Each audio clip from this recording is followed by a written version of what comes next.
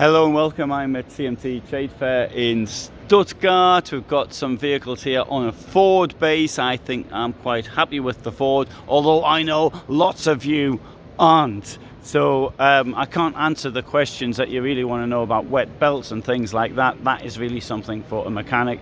All I can do is to show you some Ford campervans in operation. Here we've got one to start off with from Westfalia. Now the Ford Transit Custom is a very good base for the campervan in my opinion. Others may disagree. So in this Westfalia model, what we've got some very nice lighting. We've got this corner kitchen, but note what it doesn't have, and this is the important thing: it doesn't have a toilet in here, and it doesn't have washing facilities. That, believe it or not, is the fridge. In here, there you go, two burners. We've got a sink in here. We can see what the time is. We've got a wardrobe in there. We've got the shelves in this case, but we can take the shelves out. Yeah, so it's a car. It's a car you can sleep in. It must have, for my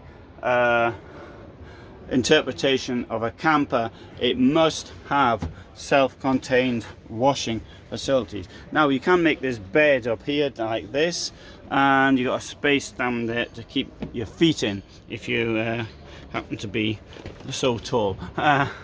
So from that, it's quite curious. Sleeps four, but sleeps four in cramped and unhygienic surroundings. And it's from Westfalia.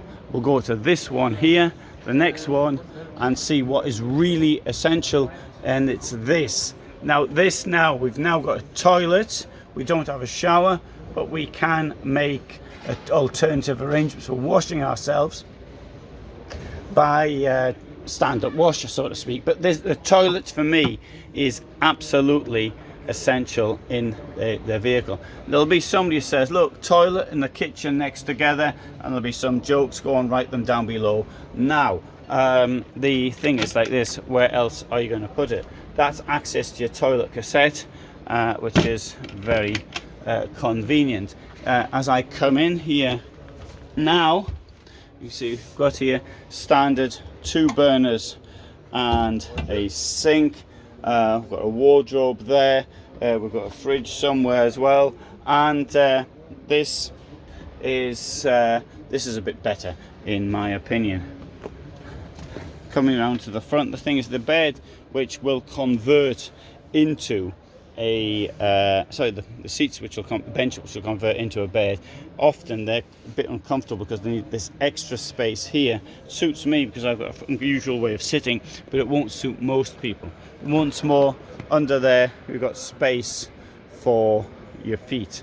Coming over here to the Ford Nugget, and this is electric. Oh, sorry, it's a plug-in hybrid anyway. So for something like this, you're looking at over 80,000 euros. So what Westfalia, what has this got? Well, very similar setup inside. It's a bit dark, tent in the roof. I'll come round to the back, and there you have again a kitchen block. You've got a fridge. It may look attractive in this color, but really must have the facilities, I think, to be called a camper. So I've given you three looks here from Ford vehicles. Having said that, there are some really excellent Ford vehicles on the market with all the facilities that I've mentioned. Unfortunately, none of them were on show here today, but I'll give you some links and you can see them. But anyway, so that is Ford campers at CMT Stuttgart.